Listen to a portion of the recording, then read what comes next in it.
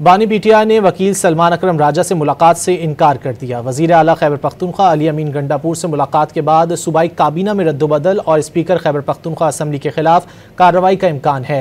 बानी ने अली अमीन गंडापुर को आइन और कानून की हदूद में रहते हुए इस्टेब्लिशमेंट के साथ दोबारा राब्ता कायम करने का टास्क दे दिया।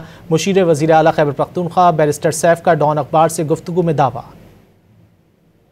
पीटीआई में दरार की इत्तलात, बानी से मुलाकात कौन करेगा, नया तनाज़ा खड़ा हो गया। बानी पीटीआई का सलमान अकरम राजा से मुलाकात करने से इनकार। वजीर आला अली अमीन गंडापुर और बैरिस्टर सैफ से 2.5 घंटे तवील मुलाकात। वजीर आला खैबर पख्तूनख्वा के मशीर बैरिस्टर सैफ ने डॉन अखबार से गुफ्तगू में दावा किया कि बानी पीटीआई ने अली अमीन गंडापुर को आइन और कानून की हदूद में रहते हुए एस्टेब्लिशमेंट के साथ दोबारा राब्ता कायम करने का टास्क दे दिया।